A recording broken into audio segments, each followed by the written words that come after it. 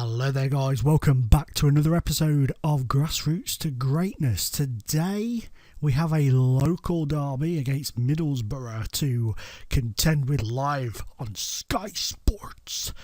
But first, here's how we've got on the past few weeks.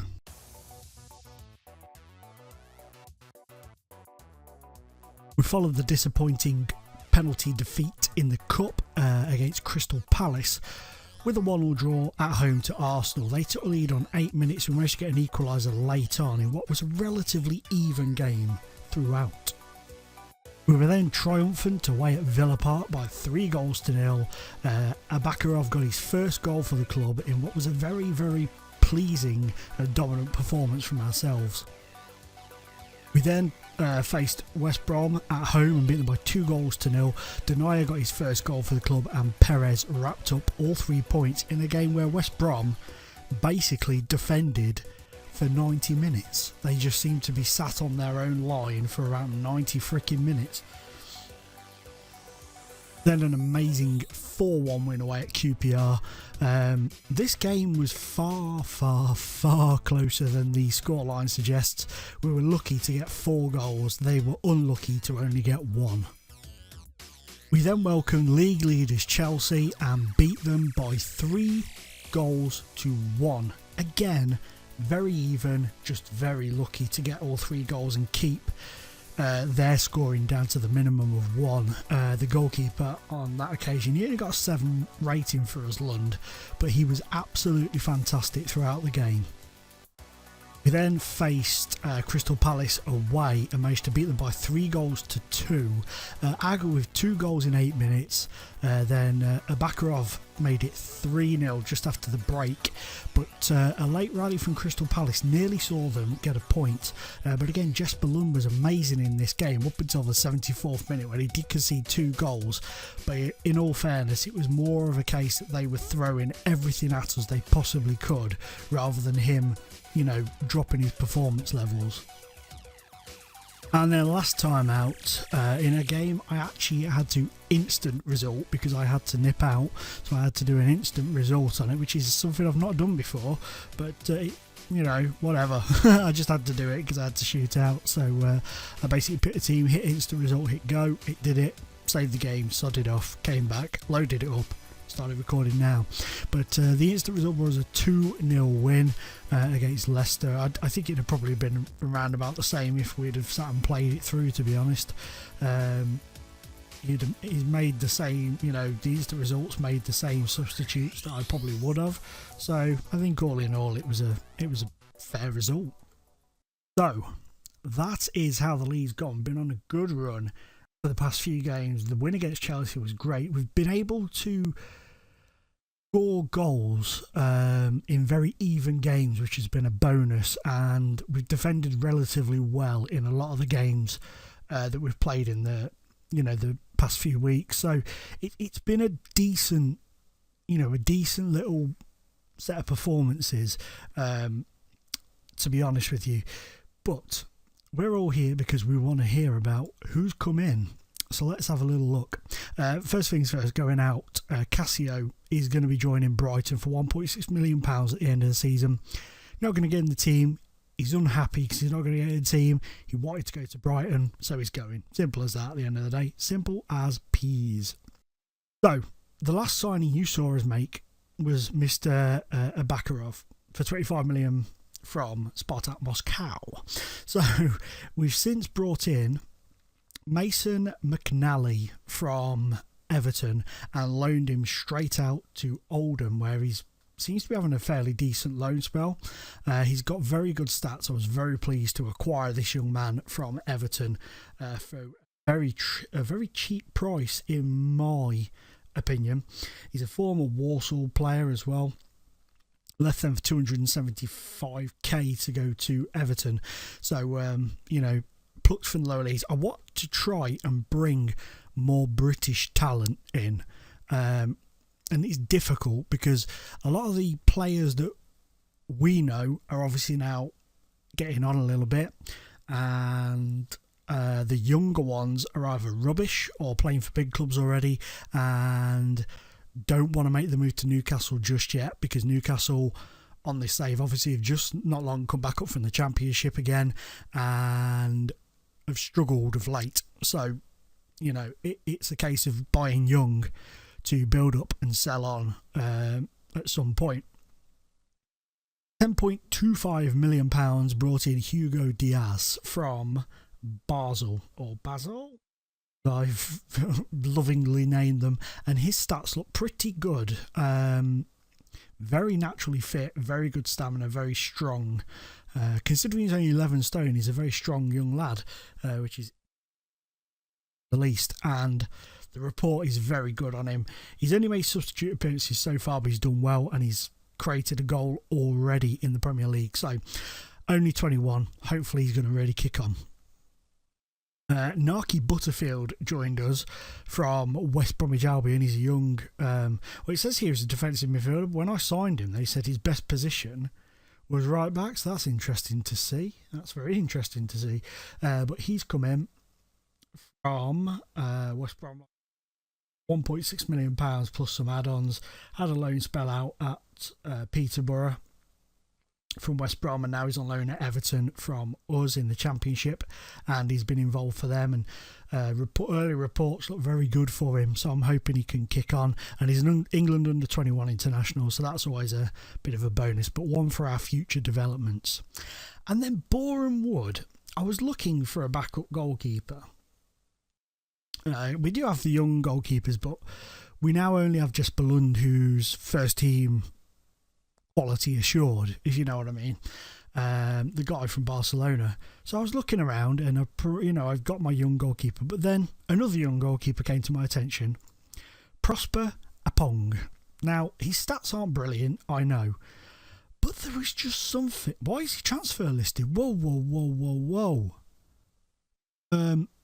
Yeah, removed from the unwanted list, mate. Why have you been put on the transfer list? I never at any point requested such a thing. Utterly disgraceful. But yeah, he came through the youth ranks at Boreham Wood, and he literally just broken in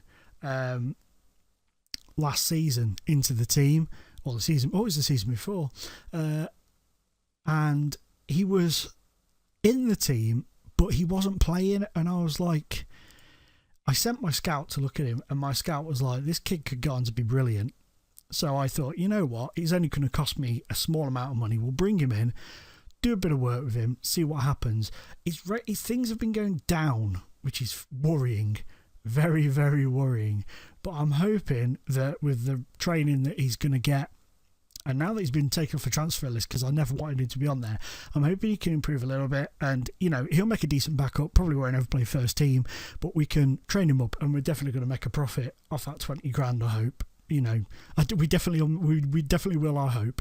That makes no sense, but fuck it, you know what I mean. So we're going to go and give him a chance at some point to play maybe cup games and stuff, and just try and build him up a bit, loan him out and see where he goes. He could surprise us. He could just be, like I say, a player that comes in to cover numbers, goalkeeper wise, and then moves on, because we all know goalkeeper wise it's difficult to get a number 2 goalkeeper that is happy to sit back while the number 1's in form and then step in.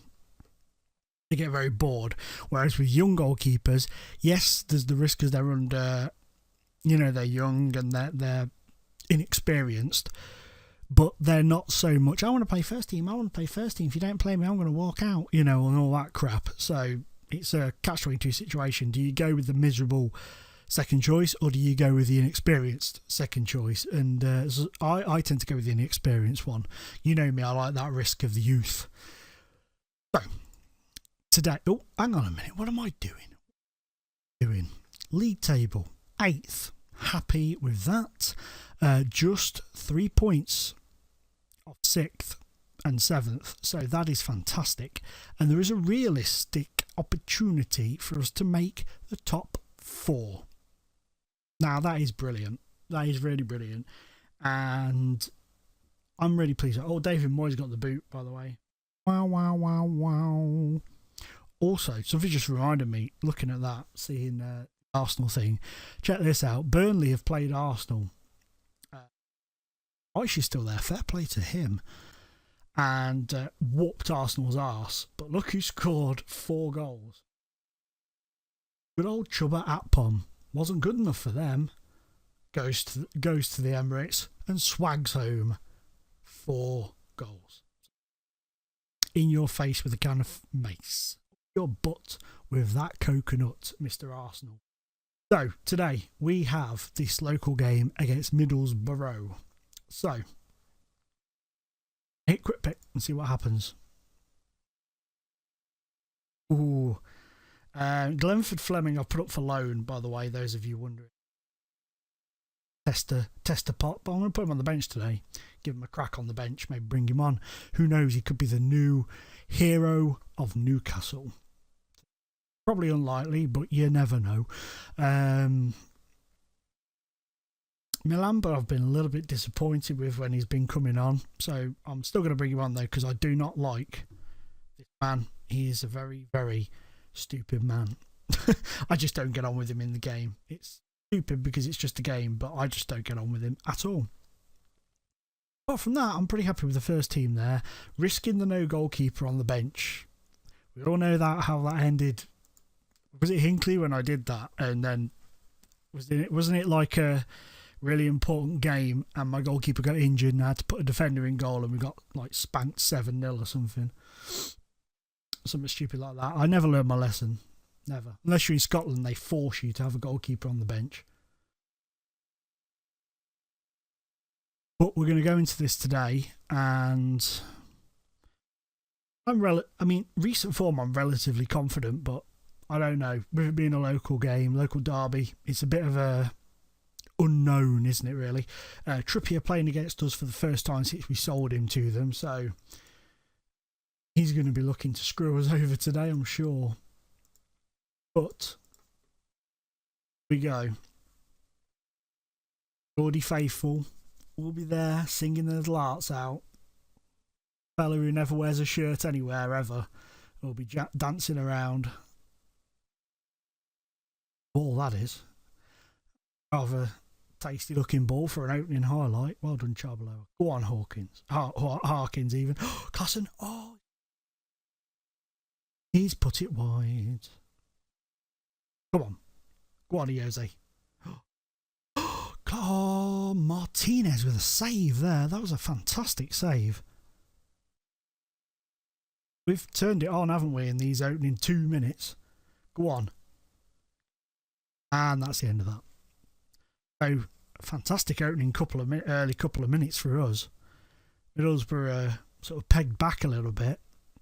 But I've noticed when we're away from home, we attack and we attack and we attack, and they sort of push us back. Sort of absorb it. The home teams do. And then all of a sudden, I love that beard on Adam Clayton's photo. Is beautiful. Sorry, just popped it down there. Those of you who didn't notice it. I'm not just randomly talking about Adam Clayton's beard for no reason. But yeah, they just sort of soak it up and then boom at us in the second half. That is what's been happening lately. But it's not worked. So it may do today if that's what they do. Also, I do need to do a tactics video to show you what tactic I'm using at the moment. I keep meaning to do it every episode, but then other things crop up and I talk about them and I run out of time. So for that, I apologise. I might just throw in now, actually. Maybe I'll record it after this or whatever. Go on. Go, Classen! Get in, David Classen, you sexy man. Beautiful little goal. Have a look at that. Lovely ball in, and oh my goodness, on the volley, on the freaking volley. What was that defender doing? Classen was there, and the defender just went, I'm going to run off over here now, and skipped off in the opposite direction, just left him. Oh man, you'd be furious, wouldn't you? If you were the Middlesbrough manager, you'd be absolutely fuming. Nigel Pearson is their manager, by the way, so he probably is absolutely fuming. He's on the pitch and started choking somebody. These two this guy is a raving freaking lunatic. He just, like, headbutts anybody who comes near him, it seems. Come off. And, do we take off the unfit or do we take off the booked?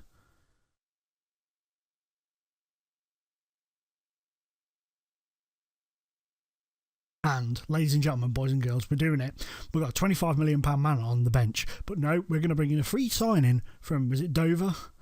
We're going to do it. I've done it now. I've done it. On my head be it. They equalise. Press play, you div. If they equalise and then take the lead and we can't score because Glenford Fleming's up front, on my head be it. On my head be it. And here they come. Here they come, right on cue. Thank you.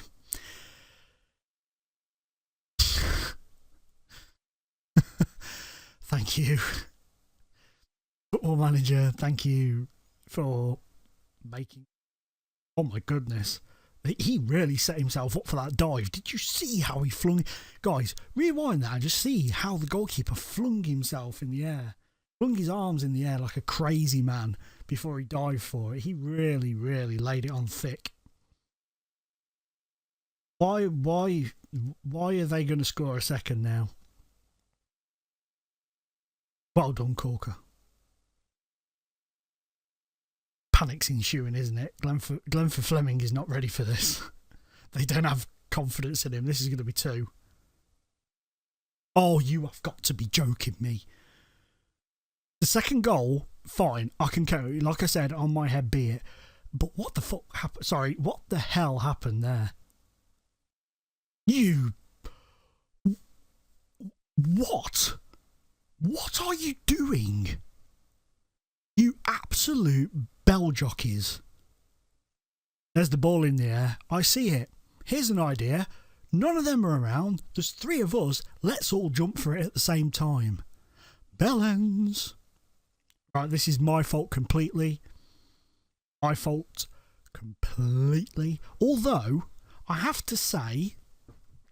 Right, I have to say, Glenford Fleming, okay, Glenford Fleming, my dog's making some noise because he's clambering all over the place to get comfortable, so I apologise for that.